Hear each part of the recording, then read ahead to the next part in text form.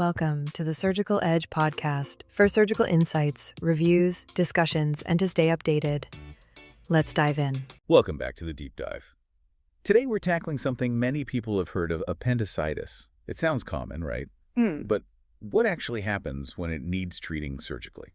It's definitely a household name for surgical emergencies. Correct. And these days, the go-to procedure is the laparoscopic appendectomy. It's really considered the gold standard for acute cases. The gold standard, yeah.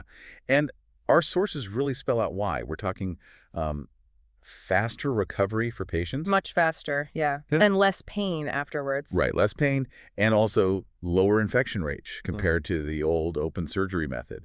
It's a significant step up. Absolutely.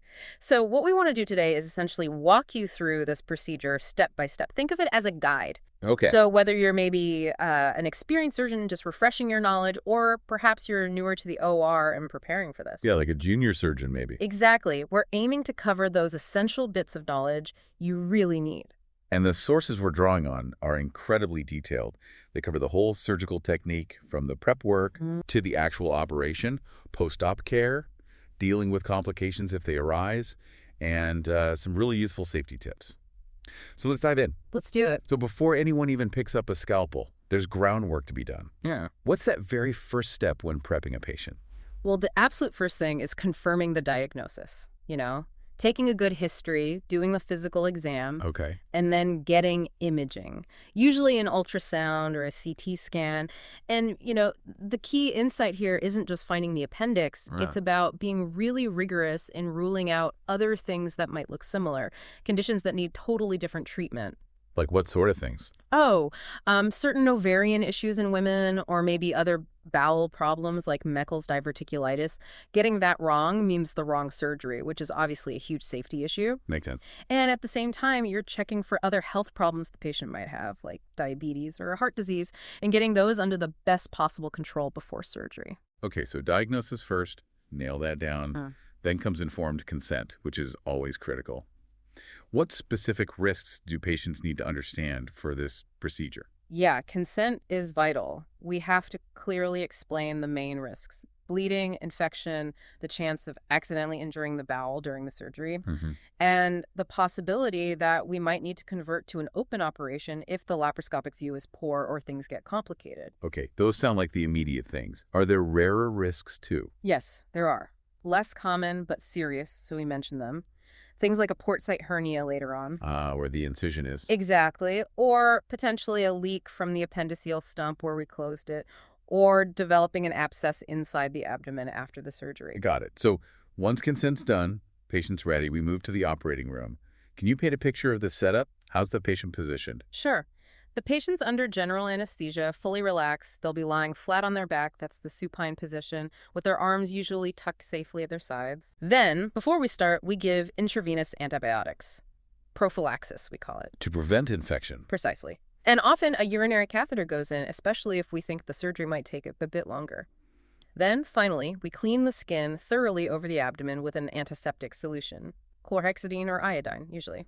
All right, and the tools. What's the essential kit for the surgeon doing a lap appendectomy? Okay, so you need the main laparoscopic stack. That's the camera, the light source to see, and the insufflator. The insufflator delivers the gas. Yes, the QRO's gas to inflate the abdomen and create that working space.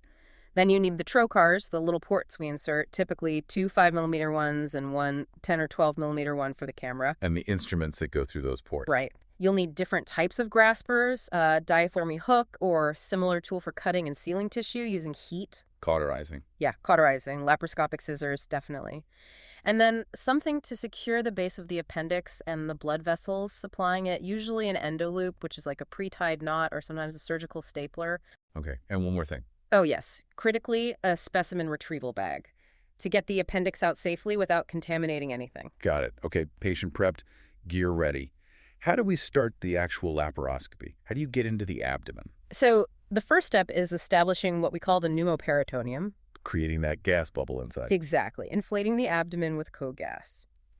You can do this using a special needle called a Verus needle. That's a closed technique.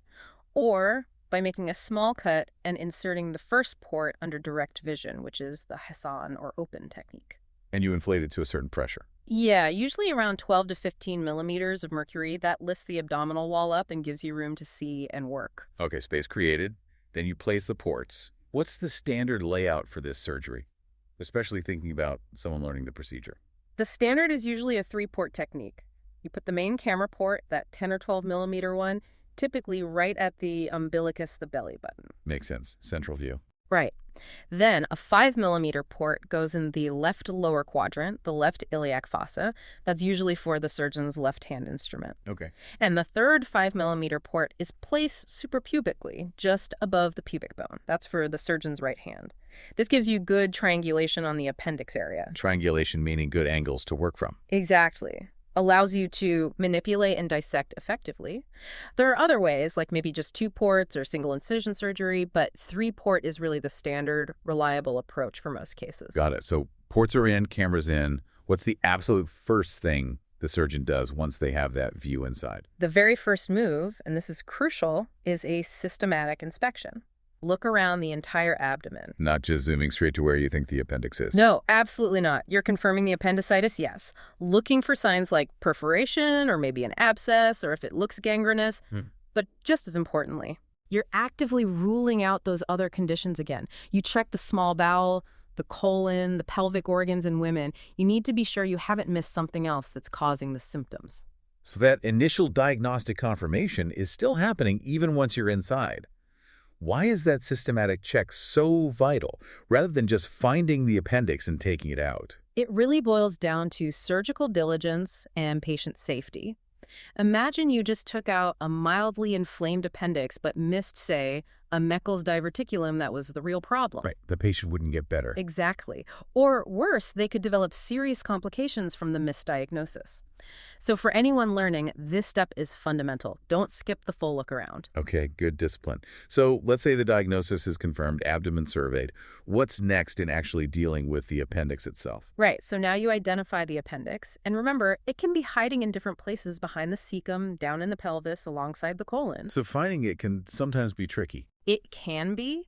Once you locate it, you gently grasp the tip with an atraumatic instrument, something that won't easily puncture it, especially if it's very inflamed. Gently is the key word there. Absolutely. You want to avoid causing a perforation.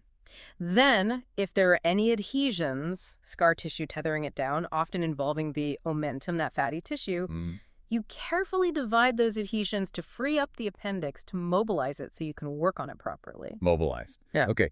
Now, the mesoappendix, that's the tissue fold that anchors it and carries its blood supply. How do you handle that? That's a critical step. You lift the appendix up to put the mesoappendix on stretch, making it visible. Yeah. Then you need to divide it. What tools? You've got options. You can use diathermy monopolar or bipolar energy, often with a hook-shaped instrument or Maryland dissector. Or ultrasonic shears, like a harmonic scalpel, are very effective. Okay. Or if the mesoappendix is really thick and swollen, maybe inflamed, you might use a vascular stapler that both cuts and seals the vessels. Now, the source mentions something important here. Staying close to the appendix itself during this division. Why is that so important? Ah, yes. That's absolutely key for safety. By keeping your dissection right against the wall of the appendix as you divide the mesoappendix, You minimize the risk of injuring the main blood vessels nearby, specifically the ileocholic artery. Damaging that could compromise blood flow to the cecum and part of the small bowel, which would be a major problem. So precision here is paramount, especially for trainees. Got it. Stay close to the target. So, mesoappendix divided. Now we're getting to the appendix base itself. What happens there? This feels like the point of no return. It pretty much is. First, you need to clearly define the base of the appendix where it joins the cecum. Yeah. Make sure it's clear of any trapped fecalith, that hard stool piece or significant inflammation right at the junction. Clean base. Then what? Then you ligate it.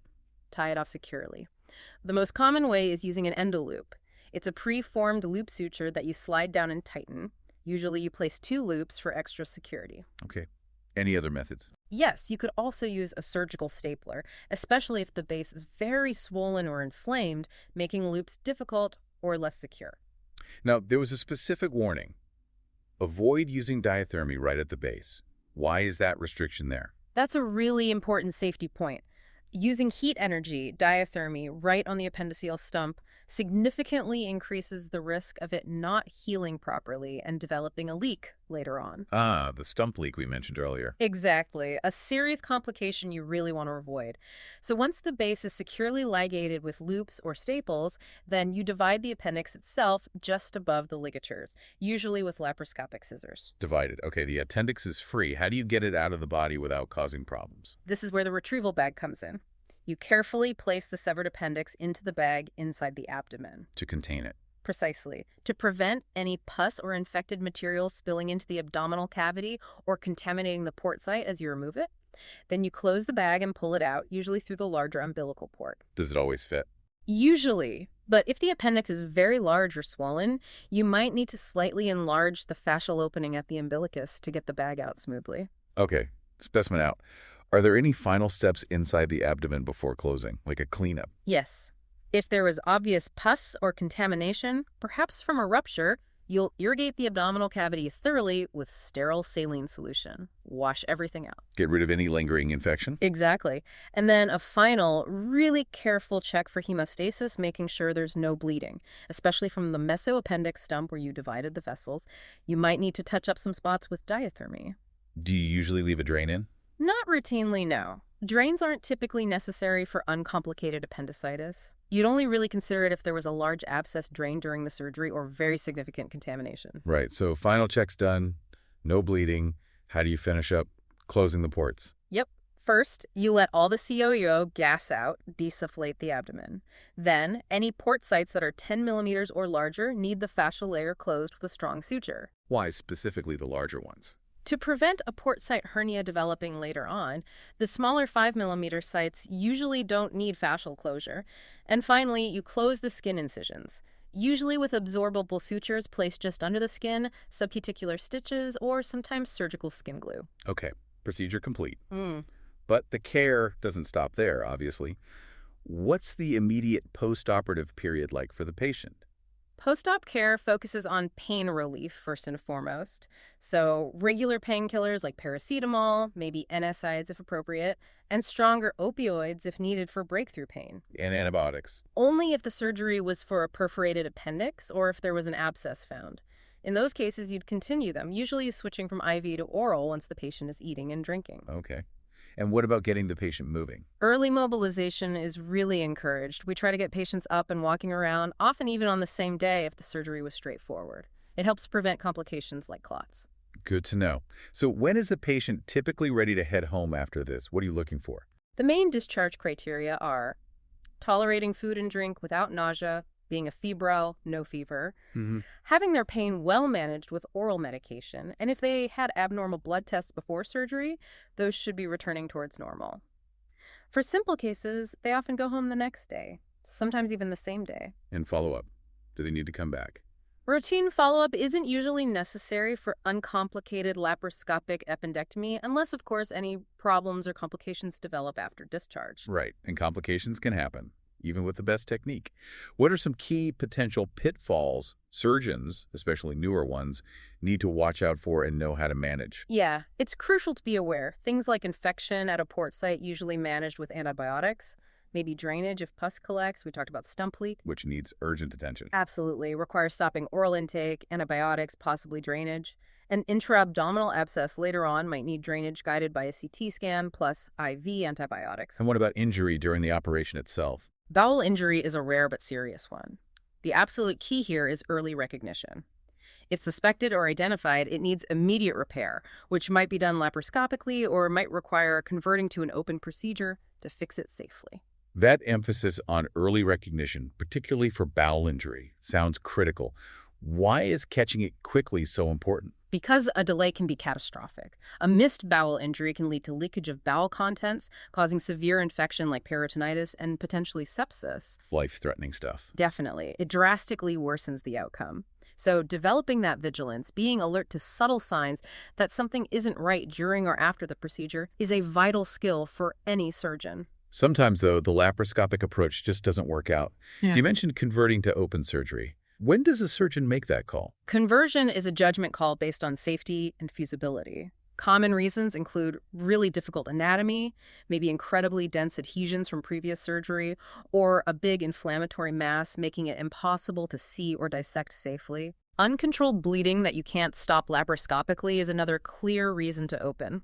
And, though less common in typical appendicitis patients, if you strongly suspect an underlying malignancy, you might convert for a better assessment or resection. The source material stressed making that decision to convert early. Why is that so important for, say, a surgeon in training to grasp? Why not just keep trying laparoscopically? That's a really important point about surgical maturity. Persisting too long with a difficult laparoscopic approach when things aren't progressing or visibility is poor or you're struggling with bleeding, well, you risk making things worse. Compounding the problem. Exactly. You can cause more tissue damage, increase the operative time, and potentially compromise patient safety. Deciding to convert early, when indicated, is often the safer and ultimately better option for the patient's overall outcome. It's not a failure, it's good judgment. Knowing when to pivot. Got it. So wrapping up the procedure itself, any final top tips from the sources for new surgeons aiming for efficiency and safety with this operation? Yeah, some really practical pearls. Using a 30-degree angled scope rather than a 0-degree one often gives much better views, letting you look around corners a bit. Okay, good tip. Starting with the umbilical port for initial entry is generally safest.